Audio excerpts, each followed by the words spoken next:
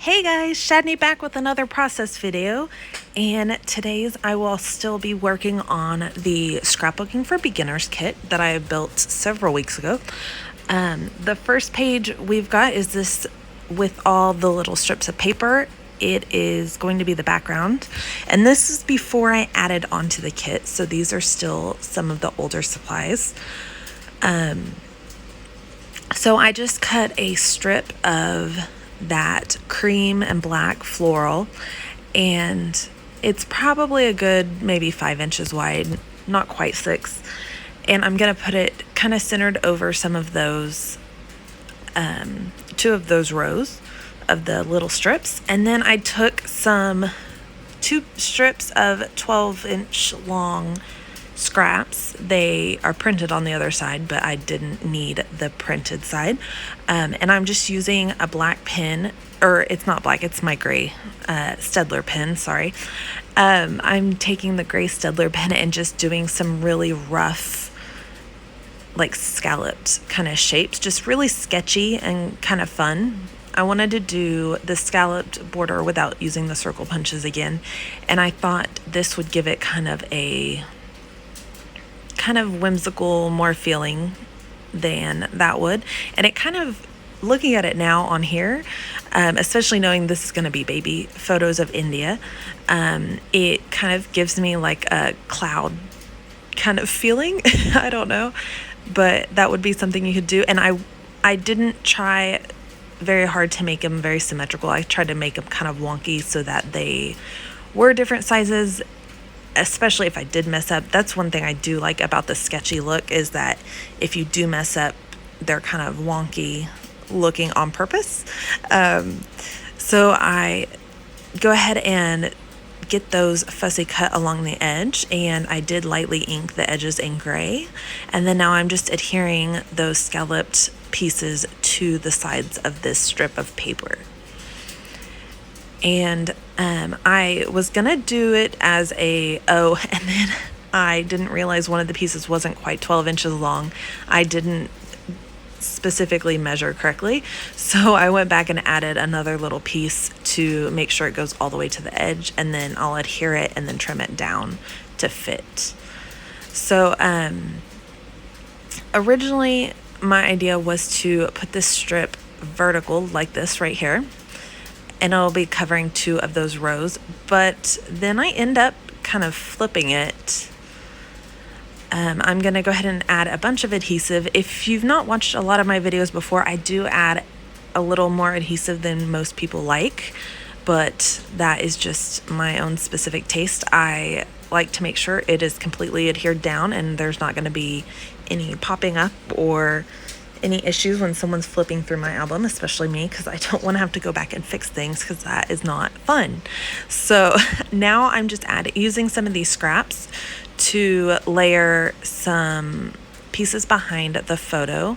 And right here I'm kind of fake layering because that piece was kind of weird, but I wanted it all the way around the edge, so I am just kind of piecing it. And honestly, in the end, you can't really tell that that's what I did. If you watch, there's another YouTuber, Laura Alberts. She uses little like 1/4-inch strips or 1/2-inch strips of paper of her scraps to border her photos, and really you can't tell at all. It's really kind of cool. So if you need some more fun inspiration, go over to her YouTube channel. It's just Laura Albert or Alberts. It might have an S. And she's got some good stuff, and she usually does photo matting like that so that you can see that. I used this blue card and I cut 2 little squares to, I believe, 1/2 inch, maybe a little bit bigger than 1/2 inch by 1/2 inch. And then I cut them diagonally so that I have little triangles and they'll act as little photo corners. And then I'm just gonna adhere those down with some Nuvo Drops, that's not what I meant. Nuvo liquid adhesive. It is by far my favorite liquid adhesive. It's not very expensive, and it's got a super fine tip on it, so you don't have to worry about the fine liner bottles like a lot of people use and it doesn't clog. It's a really, really good liquid glue if you are needing one. So right now I've got the photo corners adhered down, and I'm just kind of playing with the photo to see how I want it to line up. So I did decide to turn it so that it's horizontal. And I like the photo on the left side, but if you look at the photo, India in the photo is looking kind of down towards the bottom left. So I did want to make sure that that photo was on the right, because you don't have to, but if you make your photos look towards the center of your page, it will keep your eye moving around the page rather than moving off the page. So I did go ahead and do that. Right now I think I'm going through the I'm trying to decide on a title. That's what I'm doing. And so I'm cutting a strip of these tickets, or 2 strips. I left 2 of them together. Sorry, it's kind of hard to see on when you're recording the voiceover, because part of it is covered. Part of the video itself is covered. So if you don't remember what you did, it's kind of hard to see some of it. And I actually recorded this process several weeks ago, like 2.5 weeks ago maybe. So I don't really remember what I did. So now I have the little strip of tickets there. I'm going to use some wax paper down here, and it's a really good technique if you need to be you're not really sure on your title or where your placement of your title is going to be, so you can kind of move it around and piece your title together a little easier if you use wax paper. Sometimes it does make the stickers a little less sticky once you pull them off, but as you all know, we add extra adhesive to thickers anyway, so I don't really feel that bad doing that. I did tear those tickets just a couple inches from the end and moved it back to the right side so it'll look like a continuous strip behind that photo, and kind of stretch it out a little bit larger than it was. And then I'm going to go ahead and adhere that photo down, and I did add fun foam behind it to pop it up and give it a little bit more emphasis on the page. Now I'm going to try to decide on this title, and I will go ahead and adhere that down with some liquid glue. I am adhering the baby first because I want to try to fit the letters around that so that it kind of nestles together and feels more like it's meant to be right there. And then I will also add tiny at the top in the same manner, and leaving a space for the tip of the Y to come down. And there we go. And another really cool tip, if you have these thickers, is I saw somebody, I can't remember who it was, used a Sharpie or alcohol markers and colored in some of the geometric parts of the letters, if that makes sense. So they were black and white, but they also had other colors mixed in to tie into the rest of the layout. It was really cool. So if you need something, if you have these thickers and you're not a huge fan, they're my absolute favorite thickers ever. But if you're not a fan, that is one way you can kind of jazz them up and add a little something to make them more unique and to tie them into your layout a little bit more. The little bear I added to the right is actually 2 pieces. It comes in that wood veneer set that I pulled into the kit, but it has 2 pieces, and one's a backing and one's a top. It would be really cute if you painted him in different colors. You'd see down through the top of the layer to the bottom layer, which would be kind of cool, but I do just like the wood look of it, so I just left it the wood grain paper. Not paper, the wood grain showing. I did pull out some strips of paper to do my journaling down here at the bottom.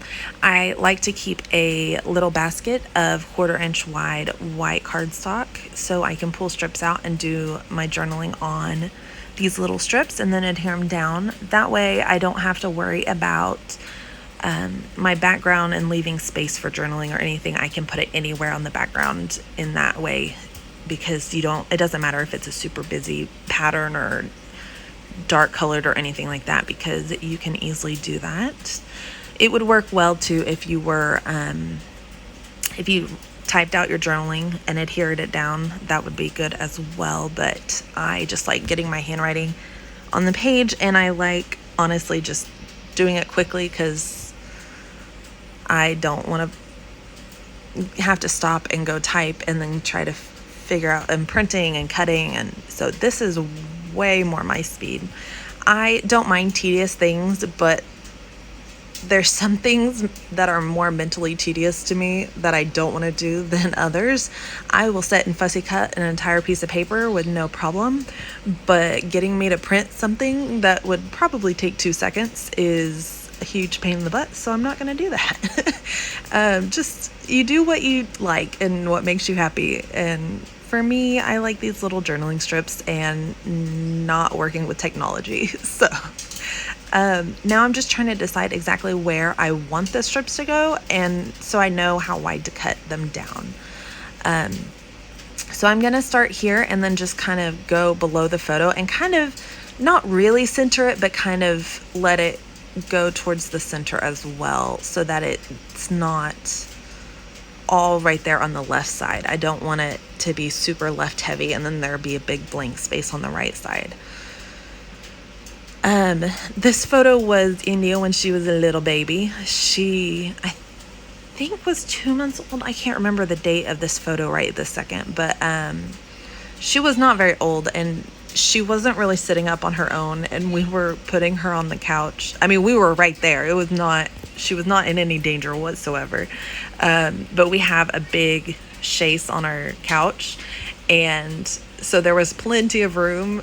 Even if she fell over, she would not fall off the couch, and we were sitting there trying to help her set up, and then she kind of bounced over. It was really cute, and she had a lot of fun with it. So it's just funny to look back and see her so tiny, and then what she looks like now. She's such a big kid. So I am going to go ahead and start adhering these strips down just using my Nuvo liquid glue, and then we'll move on from there. Oh, and one thing I was going to mention that I've started doing when doing strips like this, the journaling strips, is that whenever I would have 2 pieces from 2 different strips and trying to put them together on the same row, I was leaving spaces between them. But I've started just butting them up right against each other so it looks continuous, and I honestly really like the aesthetic of that a lot better. So that is what I'm doing, and once I get all of these adhered down, I'm just going to start on all these fun little embellishments. As you know, the little sprinkly bits, as I like to call them, are always my favorite part of the layout. So once I get everything kind of settled on the main part of the design, I like to add all the fun parts at the end. I'm going through and just trying to pick out which embellishments I'm going to use, trying to decide what colors I'm going to pull out, kind of in a way. And then these are like a navy color, which look nice because there's some navy, not really navy, but some darker blue, brighter blue in the background on those tickets and on the photo corners. And then I'm going to pull out a few of these little hearts, are super cute, and it pulls that yellow out from the background as well. That little bird doesn't really make a whole lot of sense, but it was cute, and honestly, when else am I going to use a bird in a layout? So we're going to go ahead and just stick him on there. I put him right there over the journaling, and it looks like he's kind of perched on the journaling strip, so I thought that was kind of cute. And I do add some extra Nuvo glue to adhere all those stickers down, just to give it some extra security. They are older, and stickers just don't seem to stick very well anymore, so we do add in a bunch of extra. Now I'm just going around. I'm trying to decide where I want some more little sprinkly bits to go, and I'm going to add some what are they called? Sequins. Sorry. So I just go through and add the dots with my Nuvo glue and then add the sequins on top. If you've ever had issues with sequins popping off after the glue dries, I have a couple tips for you. The Nuvo glue I've not had any issues with, but one thing I do is I add kind of a bigger drop of glue, and then whenever I put the sequin on, I press it down just a little bit so a little bit of that glue comes through the hole, and then whenever it dries clear so you don't see it, but it kind of adds some extra security having that through there and then it drying so it won't pop off very easily. The other thing is that if you like the Tombow Mono liquid adhesive, the green one, whenever it dries, it stays kind of sticky and kind of rubbery like a glue dot, so it holds sequins really well as well.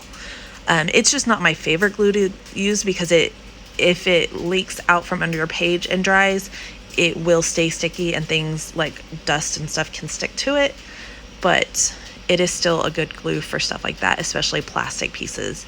Same thing with the buttons. I add a good amount of glue and so that they come through the holes a little bit. And then I added just a little bit of Gold Heidi Shine splatter. And that's it. So it was actually a fairly simple, easy layout to do, but it looks super fun. And I just love how that title fits together. That is my favorite. So thank you guys so much for watching. Please hit like if you like this video, and maybe leave me a comment and let me know what your favorite liquid glue is, because I do like to try different stuff. Nuvo is my favorite, but I do like trying other brands. Just because if you never try new things, then you never know what your favorite thing is because you can't find the new things. So anyways, thank you guys again for watching. Oh, if you want to see more videos, please hit subscribe below and hit that bell notification so you're notified every time I post a new video, which will be tomorrow because I'm trying to get through a video every day so we can get through this kit and move on. So thank you guys again for watching. I hope you have a wonderful day and happy scrapping. Bye.